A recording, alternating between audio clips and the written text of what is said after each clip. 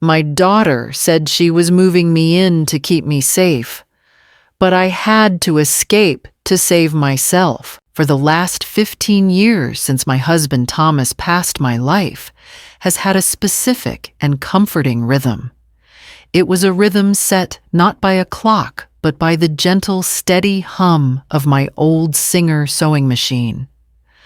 My house, a small, unassuming bungalow on a street lined with maple trees, was my sanctuary. But the true heart of that sanctuary, the room where I felt most myself, was my sewing room. It was a chaotic and glorious cathedral of color and texture.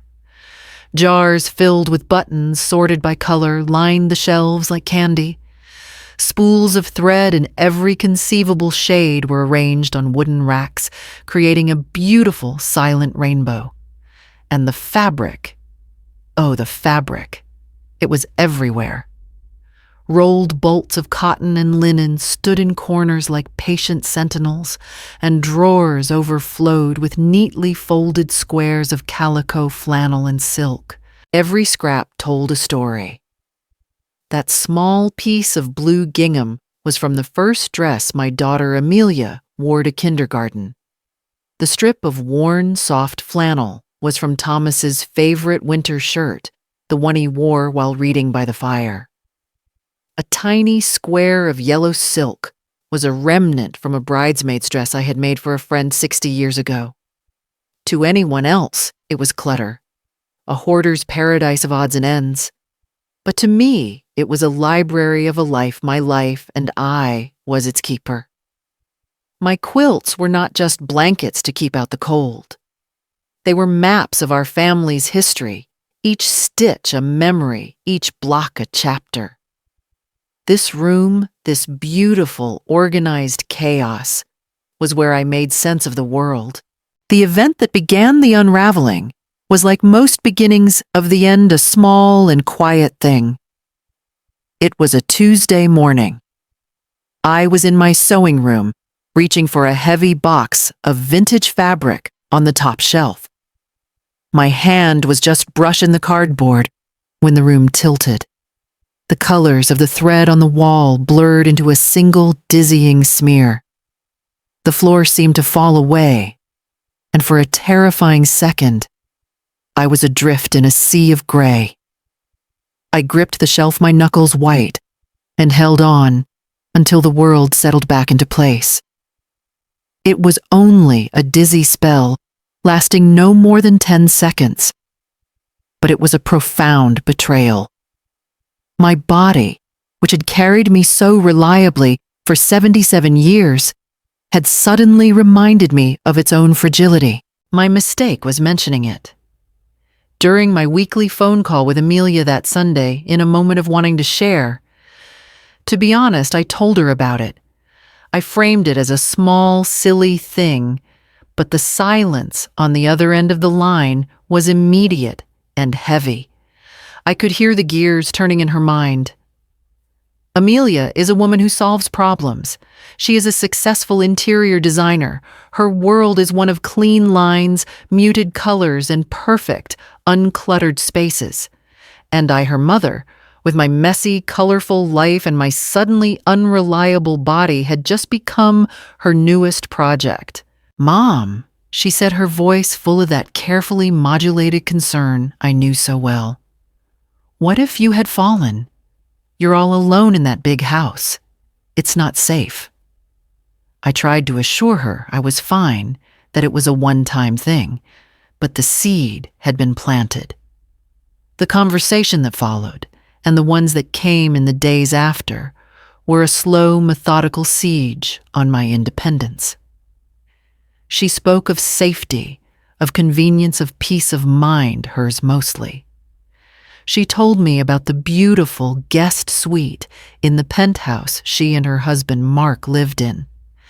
It had its own bathroom, a view of the city, and she added brightly smart home features so they could be alerted if anything was wrong. I resisted. I told her about my garden, my neighbors, my sewing circle.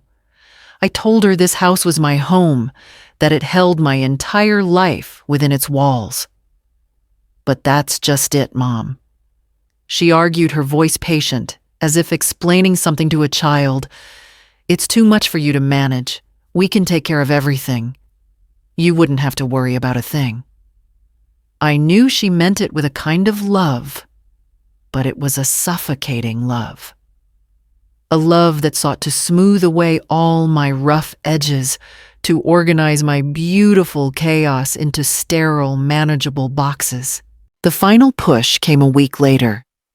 She drove the 3 hours from the city to my home. She didn't come to listen. She came to persuade. She walked through my sewing room, her eyes scanning the shelves of fabric, not with warmth, but with an appraiser's cool detachment. We could pack all this up so carefully for you, Mom. She said, her hand gesturing vaguely at the vibrant stacks. There's a huge closet in your new room. It will be so organized. We sat at my kitchen table, the same table where I had taught her to sew her first wobbly stitches. She laid out her case like a legal argument.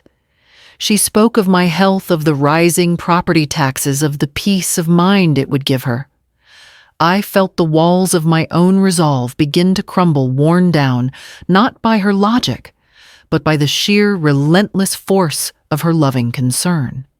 To refuse felt churlish, ungrateful. To resist felt like a fight I no longer had the energy for. And beneath it all, the memory of that dizzy spell lingered, a quiet, persistent whisper of fear. So I agreed. The word once spoken seemed to hang in the air, a final, irrevocable surrender. Amelia's relief was immediate and palpable. She hugged me, her body relaxed for the first time since she'd arrived. "Oh, Mom, you've made the right decision. You'll see. It will be so much better." Better, I thought, is a matter of opinion. Her version of helping began the very next day. She arrived with stacks of empty uniform cardboard boxes and a thick black marker. She moved through my home with the efficient, impersonal air of an estate sale manager. My life was sorted into 3 categories: keep, donate, and storage. I soon learned that her definition of keep was very narrow. The old comfortable armchair where Thomas used to sit. Its fabric was too worn, she said. Donate. My collection of mismatched teacups, each found in a different antique store. Too much clutter. Storage. The most painful moment came in the sewing room. She held up a large Ziploc bag filled with hundreds of tiny, colorful fabric scraps. "Mom, surely you don't need all these," she said. Her voice gentle.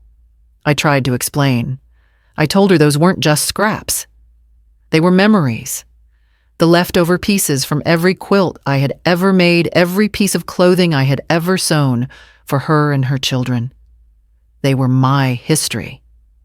She smiled a patient, placating smile. "I know, but we can take a picture of them. It will be so much cleaner." I didn't argue.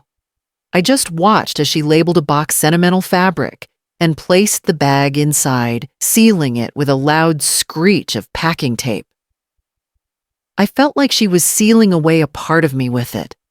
I was not just packing up my house. I was being curated. I was being edited.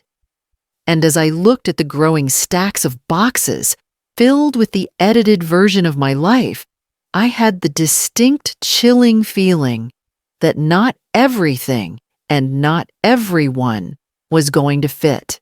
The last day in my house was a series of quiet goodbyes. The moving truck, large and imposing, sat in my driveway like a hearse waiting to carry away the body of my life. I walked through the rooms, now echoing, and bare my footsteps loud on the wooden floors. I ran my hand along the wall in the living room, where the faint lighter square of wallpaper showed where my largest quilt, the family tree, had hung for 30 years. It was gone now, carefully folded in a box, its story silenced. I looked at the scuff marks near the fireplace, the permanent ghost of my husband's armchair.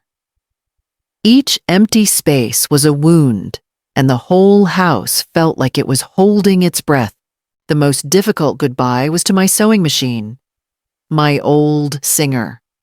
It was a beautiful black cast iron machine, heavy as a tombstone and twice as reliable. It had been my mother's before it was mine. Its hum was the soundtrack to my adult life. When the movers, two young men with careful hands, came to get it, Amelia intercepted them. "That one is going to the storage unit. Not the apartment," she said, her voice full of cheerful authority. I must have made a sound, a small gasp of protest, because she turned to me and placed a placating hand on my arm. "Mom, it's for the best. It's incredibly heavy, and there's just no space for a dedicated project table right now. It will be safe and sound in the climate-controlled storage unit. We'll get it for you whenever you want. Whenever I want." The words were meant to be reassuring, but they felt like a lie. I knew with a certainty that settled deep in my bones that if that machine went into storage, I would never see it again. It was my primary tool, the extension of my own hands, and it was being taken from me under the guise of convenience. I didn't protest. I was too tired. I just watched them wheel it out the door, and with it, a part of my own voice.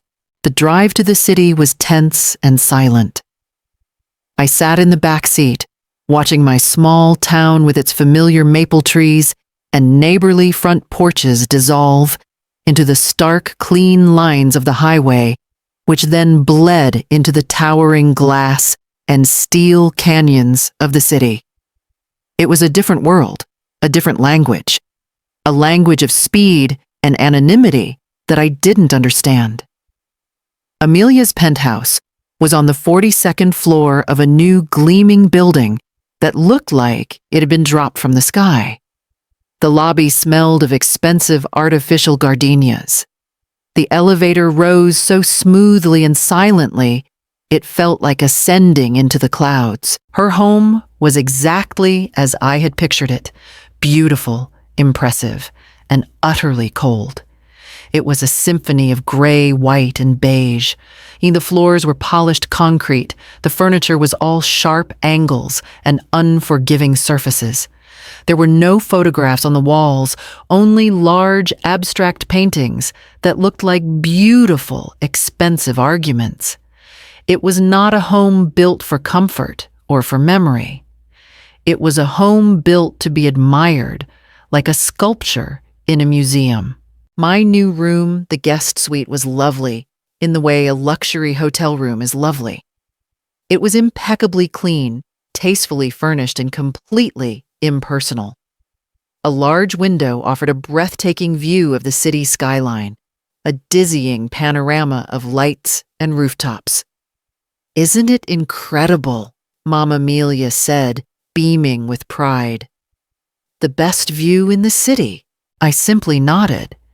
The few boxes that had made the cut, the ones deemed worthy of keeping, were brought up. The box labeled "sentimental fabric" was immediately whisked away by Amelia.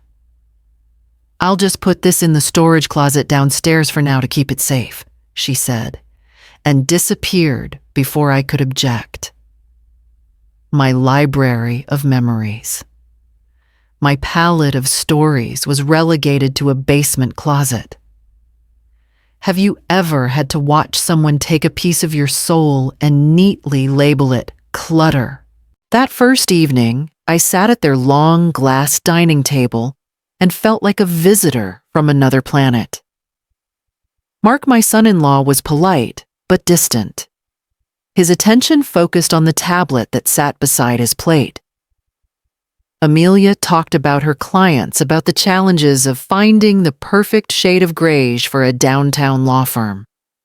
The food was delicious, prepared by a meal delivery service, but it tasted of nothing. I felt entirely invisible. Later, alone in my new room, I stood at the enormous window and looked down at the city.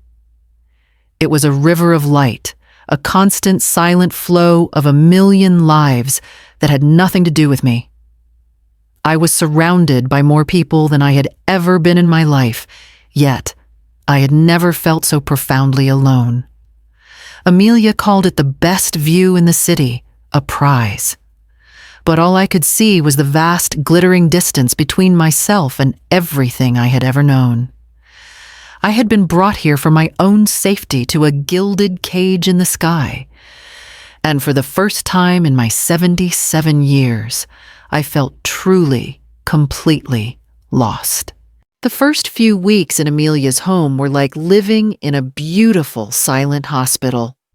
My life was governed by a new and unspoken set of rules, all designed for my own good, of course.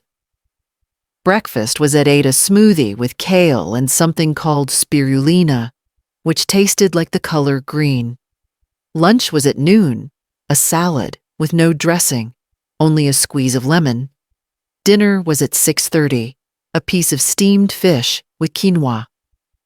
My days, which had once been a free-flowing river of creativity and quiet purpose, were now broken into a series of sterile scheduled intervals. My life in that penthouse was less of a life and more of an itinerary written by someone else. Amelia and Mark were not unkind. They were simply absent, even when they were in the same room. Evenings were the worst. We would sit in the vast white living room, the city lights twinkling outside like a galaxy of cold stars. They would have their laptops open, the quiet click-clack of their keyboards the only sound in the room, while the enormous smart television remained dark on the wall. They called it relaxing together. To me, it felt like sitting in a beautifully furnished waiting room. The silence in my little house in the country had been a comfortable, warm quilt. The silence in this penthouse was a sheet of cold, hard glass. Even the house itself seemed to be against me. It was a smart home, a term I quickly learned was a lie. Nothing was simple. To turn on a light, I couldn't just flick a switch. I had to speak a command to a small plastic cylinder on the counter, which often pretended not to hear me. The coffee machine required an app on a smartphone. The shower had a digital panel that looked like the cockpit of an airplane.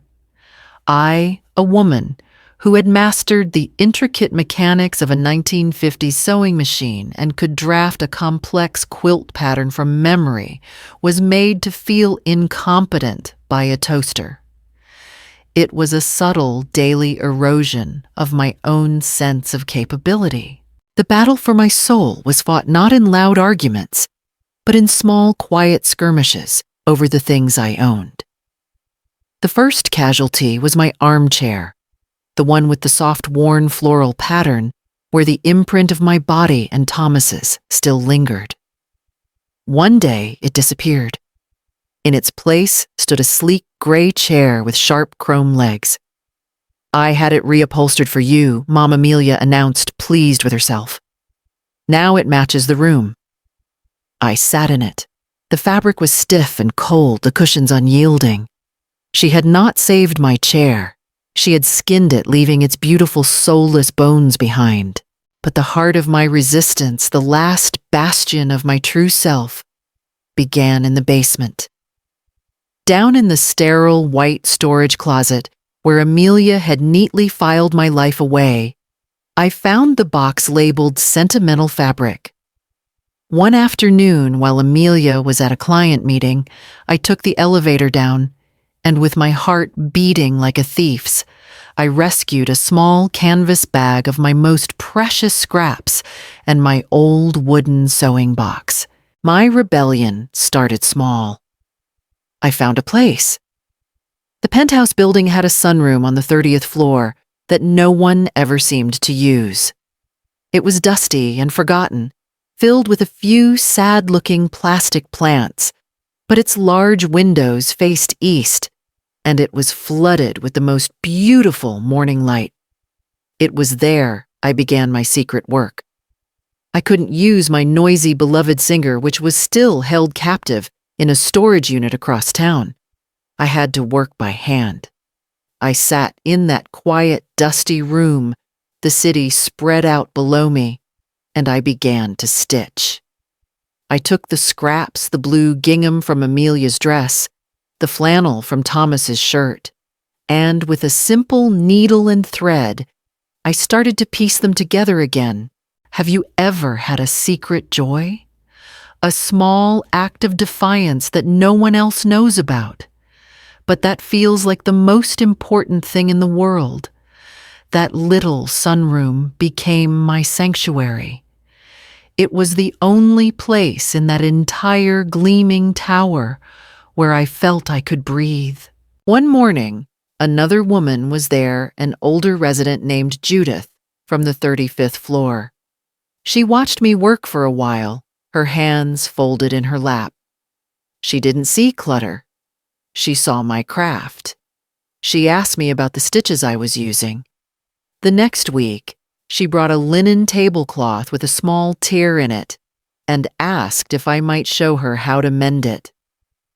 Soon after, another woman, Mrs. Gable from 28, joined us with a coat that was missing a button.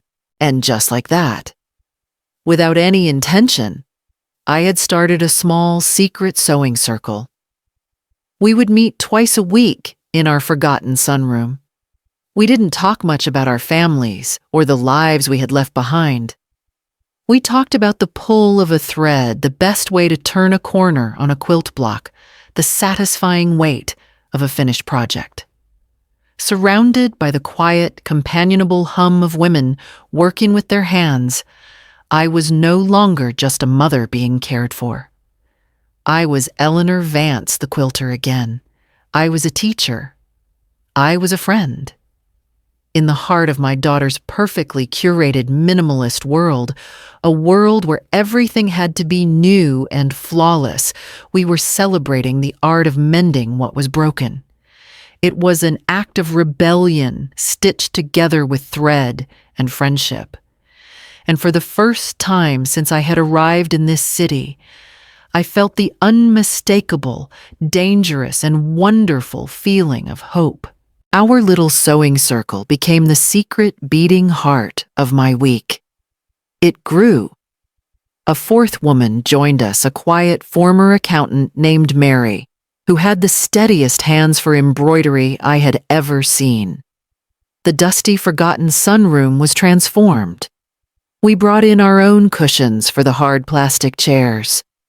Judith brought a thermos of tea each time, and I would bring a small tin of shortbread cookies. We filled the silence not just with the soft snip of scissors and the whisper of thread through fabric, but with stories. We talked about our children, our late husbands, the lives we had lived before we became elderly women in a tall, silent building. We were a small, unlikely sorority of menders. We were taking the frayed edges of our own lives and stitching them into something new, something strong. In that room, I was not Amelia's mother, a project to be managed. I was Eleanor the quilter. I was the one they turned to with questions about a tricky seam or a complex pattern. My knowledge, the skills I had spent a lifetime honing, had value again. The joy I felt in those afternoons was a quiet, fierce, and utterly profound thing. It was a pocket of warmth and color in the cool, gray landscape of my new existence. For a few hours, twice a week, I was not a guest in my daughter's home. I was a master in my own workshop. The discovery when it came was as swift and brutal as a winter storm. Amelia was showing the penthouse to a potential client, a wealthy couple looking to hire her for their own home. I suppose she wanted to show them the building's amenities as part of the tour. I was in the sunroom with Judith and Mary showing them a blanket stitch, our heads bent together in concentration. The door swung open without a knock. There stood Amelia, her face a mask of polite professional charm, and behind her, the elegantly dressed couple. Amelia's eyes swept over our little setup, the cushions, the thermoses, the colorful piles of fabric, the three of us sitting there like mice discovered in a pantry. I saw a flicker of sheer horror in her eyes before she masked it with a brittle, brilliant smile.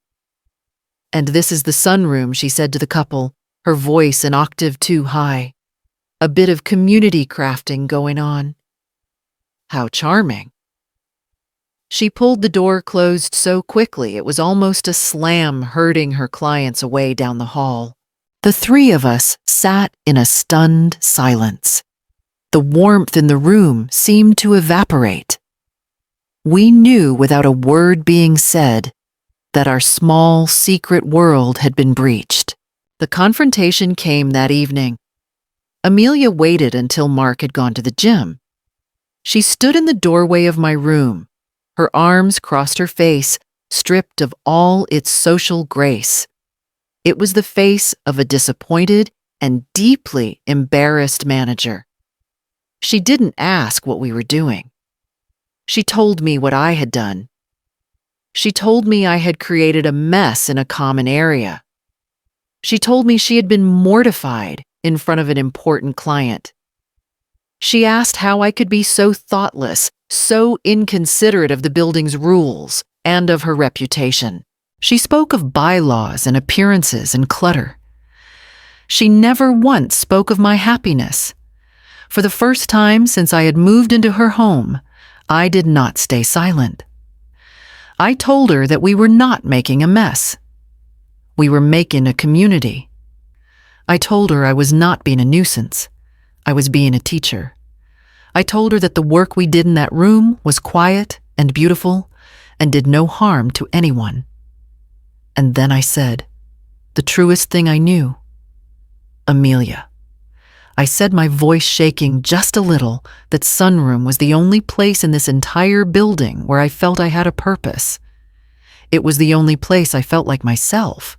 My daughter looked at me, her face hard. "You are here to rest, Mom, to be safe, not to start an unauthorized craft club with strangers." The final blow was delivered with a chilling efficiency.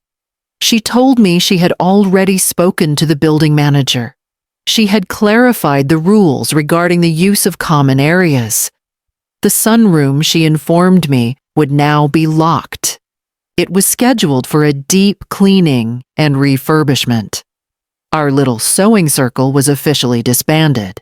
Have you ever been punished for finding your own joy? When the one thing that keeps you going, the one small light you've managed to kindle in the dark, is seen as a problem by someone else and is calmly, efficiently snuffed out. After she left my room, I stood by the window for a long time staring down at the city lights. The anger I expected to feel wasn't there. The grief was there, certainly, a deep, heavy ache. But beneath it, something new was forming, something cold and hard and clear as ice. I had tried to survive by carving out a small, secret space within her world. I saw now that was not enough. I could not live on borrowed light. She had locked the door to my only source of joy in this building. So I decided then and there I would find my own house with my own door and my own key. My quiet internal rebellion was over. It was time to plan an escape. The days following the confrontation were coated in a layer of brittle civility. Amelia was overly attentive, constantly asking if I was comfortable, if I needed anything, as if a cup of herbal tea could replace the community she had dismantled. Her kindness was a cage padded now with guilt, but a cage nonetheless. She thought that by locking the door to the sunroom, she had ended the matter. She thought she had won. But what she had done was not to extinguish the small flame of my rebellion, but to turn it into a quiet, focused inferno. I no longer wanted a small, borrowed space. I wanted out. My accomplice in this quiet escape was Judith. I met her for coffee in the building's sterile lobby cafe 2 days later. I told her what Amelia had done. I saw a flash of fierce indignation in her eyes. Judith was a retired history professor, a woman who understood power dynamics better than most. She did not offer platitudes. She offered a plan. So she said, stirring her coffee with a decisive clink, "The girl has grounded you. The question is, Eleanor, are you going to stay in your room, or are you going to find a new school?" It was Judith who knew how to navigate the labyrinth of online rental listings. I would have been lost, but she was a master navigator. Our search became our new secret project.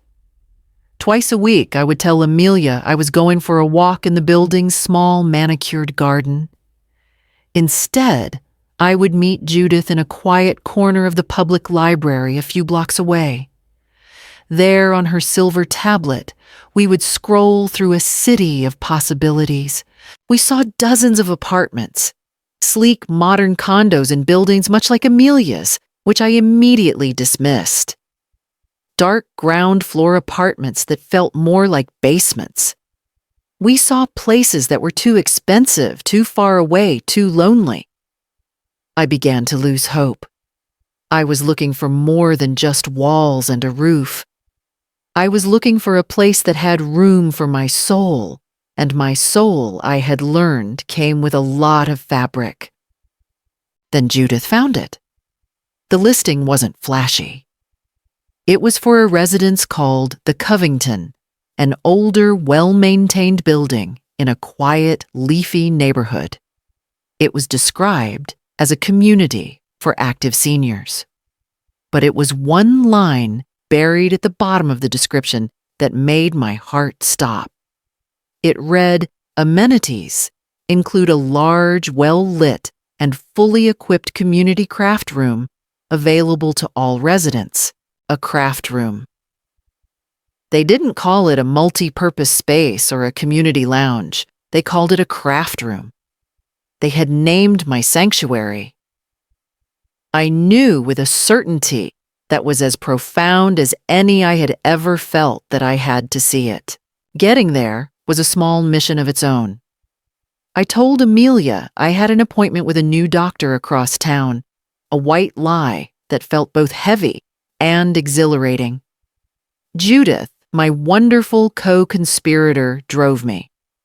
The Covington was nothing like the gleaming anonymous tower I now lived in.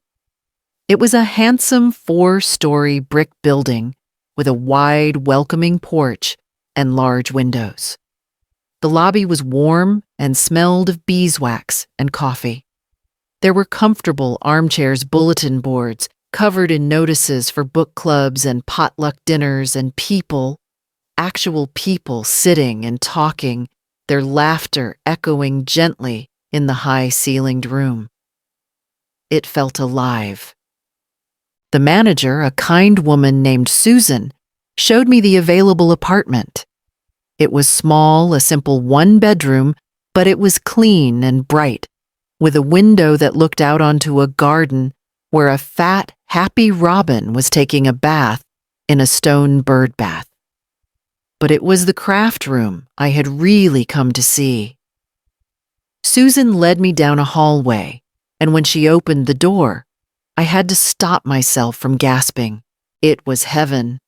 The room was huge, flooded with natural light from a wall of windows. There were 2 massive cutting tables in the center, several sturdy-looking sewing machines sitting on individual desks, good lighting, and walls lined with shelves and cubbies. A bulletin board was covered in pictures of past projects, quilts, knitted sweaters, pottery. It wasn't a forgotten, dusty sunroom. It was a place of honor, a place where the work of women's hands was celebrated. I filled out the application right there at the front desk. For the deposit, I wrote a check from the small private account I had maintained for years, my secret fund of independence that Amelia knew nothing about. It was the boldest, most decisive action I had taken for myself in decades. I returned to the penthouse that afternoon with the signed lease agreement tucked safely in my purse like a winning lottery ticket. The secret I carried inside me made the evening's tense, quiet dinner with Amelia and Mark almost bearable. They spoke of their stressful workdays and their weekend plans, completely oblivious to the revolution that was quietly taking place in the heart of the woman sitting at their table. There's a strange and quiet power, isn't there, in holding a secret that is entirely your own. A secret that promises not an escape, but a return to yourself. They thought they had won. They thought they had successfully managed the problem of me curating my existence into a neat, quiet, and invisible corner of their perfect world. They thought they had locked away the last of my messy, colorful joy. They had no idea I had just signed a lease on a whole new life. The 2 weeks between signing the lease and my moving day were the strangest of my life. I was a spy in my own family's home, a quiet revolutionary planning a peaceful coup. On the surface, nothing changed. I sat through the silent dinners.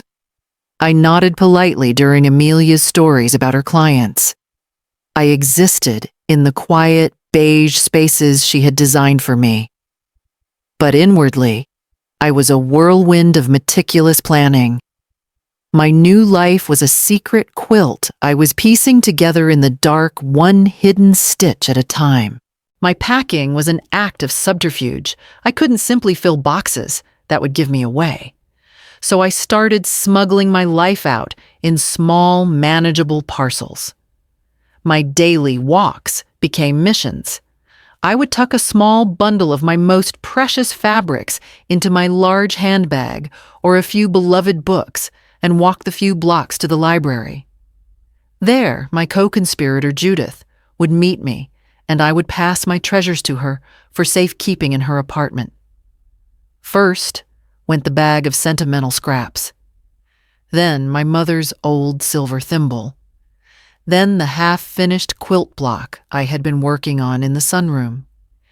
Each small act of removal felt like reclaiming a piece of myself. I was undecorating my prison cell, preparing it for my departure. I chose my moving day with care. Amelia and Mark were flying to Aspen for a long weekend for an architectural conference.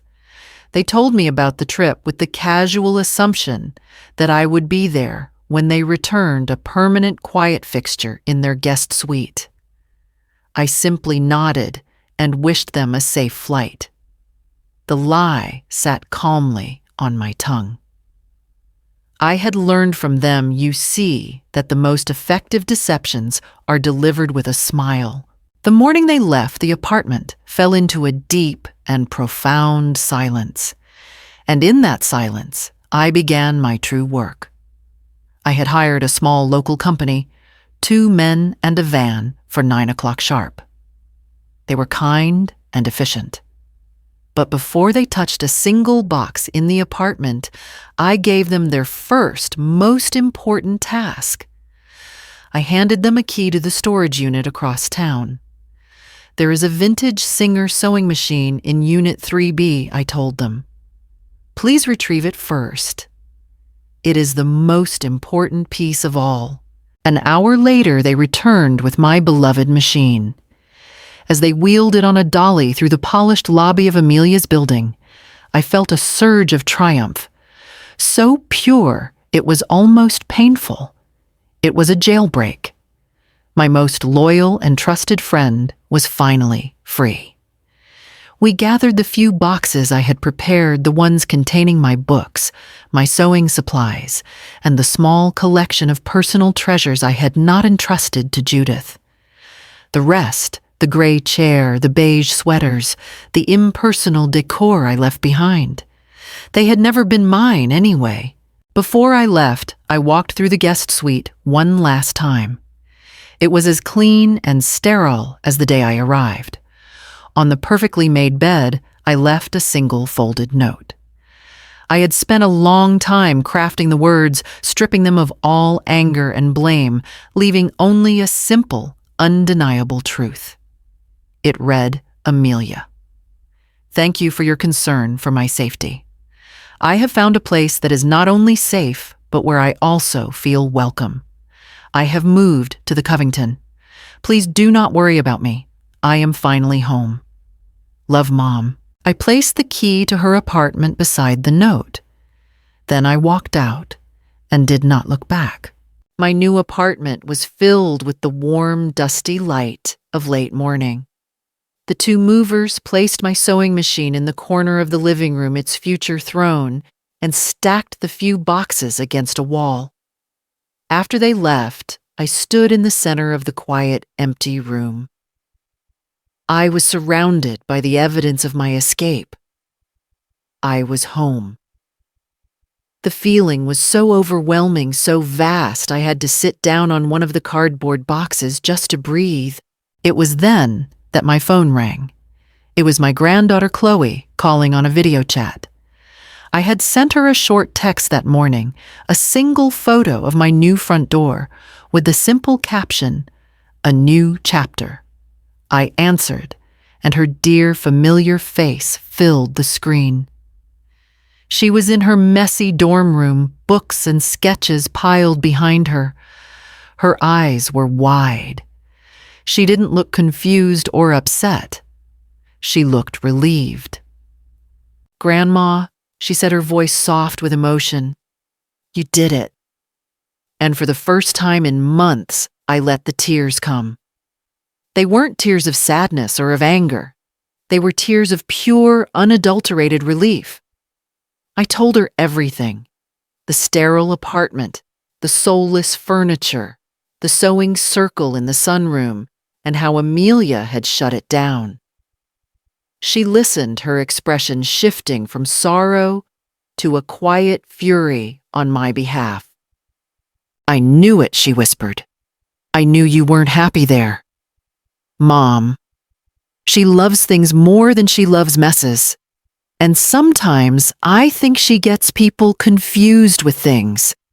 The simple, profound wisdom of it, coming from my 20-year-old granddaughter, was like a balm. She saw. She understood. Have you ever felt that incredible lightness that comes when someone you love finally sees the truth you've been carrying all alone? I showed her my new empty apartment on the phone's camera. I showed her the view of the garden and the place of honor I had saved for my sewing machine. "It's not a penthouse, Grandma," she said, a smile finally breaking through. "No," I said, my own smile wobbly but real. "It's better. It's mine." We talked for over an hour.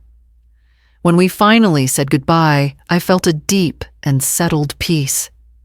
The penthouse had a spectacular view of the city, a million lights glittering below.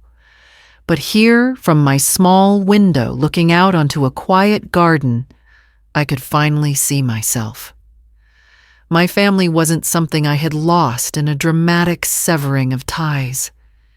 It was something I had clarified. It was smaller now, yes, but what was left was true. The first week in my new apartment was a quiet ceremony of reclaiming myself. I unpacked my boxes slowly, deliberately. There was no rush, no one else's schedule to accommodate. I placed my books on the small built-in shelf, arranging them not by size or color, but by the memory each one held. I set up my small kitchen, putting my mismatched teacups in the front of the cupboard, a small defiant act of valuing comfort over conformity. But the most sacred ritual of all was the homecoming of my old singer. I spent an entire afternoon with it. I cleaned the dust from its ornate black body. I oiled its old reliable gears with a steady hand. I threaded a needle with a bright, cheerful yellow thread. When I finally placed a piece of scrap fabric under the presser foot and touched my foot to the pedal, the machine whirred to life with a low, steady hum. It was the most beautiful sound I had ever heard. It was the sound of my own heart starting again. My first project was not a grand quilt. It was a small, simple wall hanging for my new home. I took the most precious scraps, the blue gingham, the flannel from Thomas's shirt, the yellow silk, and I stitched them together, framing them with a simple border. It was a declaration, a visual reminder that a life made of salvaged pieces can still be a masterpiece. Spring arrived softly in our neighborhood, painting the garden outside my window with touches of crocus and daffodil. And as the world outside bloomed, so did my life within the Covington. I finally took my sewing kit down to the craft room. It was just as I remembered, bright, warm, and full of possibility. I claimed a small corner table as my own. Soon Judith and Mary joined me. Our secret sewing circle was reborn this time in the open, celebrated light of day. We were no longer rebels hiding in a dusty sunroom. We were artists in our studio. We started a weekly mending circle for any resident who needed it, and I found a profound joy in teaching others the quiet, satisfying art of making things whole again. My relationship with Amelia and her family found a new, quieter rhythm. There were no more dramatic confrontations. A few weeks after I moved, a small, unmarked box arrived from a courier. Inside, cushioned in tissue paper, was my old, worn, floral-patterned pincushion, the one that had sat beside my sewing machine for 50 years. There was no long letter of apology, just a small card with 3 words in my daughter's perfect script. I remembered this. It wasn't forgiveness, not yet. It was a truce, an acknowledgement, however small, that a piece of my messy, cluttered life had value after all. I accepted it as the only apology she was capable of giving, and I placed the pincushion beside my machine, a silent ambassador from a world I had left behind. I speak to Chloe on video chat every Sunday. She shows me her latest art projects, and I show her the progress on my latest quilt. She is my bridge, a connection to a family that is slowly, cautiously finding a new shape. She is my proof that love does not have to be loud to be real. I wonder, what are the scraps of your own life? The pieces of yourself, your passions, your memories that you were told were too old, too messy, or too much to fit into someone else's world. Perhaps it's time to take them out of the box. Last week I sat on my small balcony, a new quilt draped over my lap, watching the sun set behind the maple trees. Judith was in the garden below, tending to her roses. The scent of damp earth and blooming lilacs filled the air. My life now is not a grand, sweeping epic. It is a quiet collection of small, beautiful moments. The taste of fresh brewed coffee in the morning, the shared laughter in the craft room, the steady, reliable hum of my sewing machine, the knowledge that my front door locks from the inside, and I am the only one who holds the key.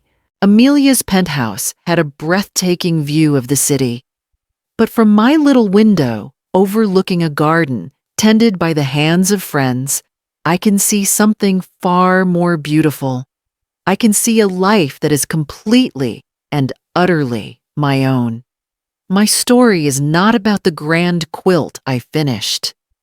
It is about the unexpected beauty I found when I finally decided to stitch the scraps together. May you find the beauty in yours too. And if you decide to start stitching, I'll be right here cheering you on. Thank you for letting me share my story with you. I believe everyone has their own precious scraps, their own stories waiting to be stitched together. If my journey has reminded you of a piece of your own, I would be so honored if you would share your thoughts in the comments below. The wisdom and stories we share are what weave us into a community. And if you know someone who needs a reminder that it's never too late to find their own space, please feel free to share this story with them. This channel, Granny Stories, is a wonderful place for these conversations. To hear more stories like mine and become part of this special family, please consider subscribing. Thank you for being here with me today.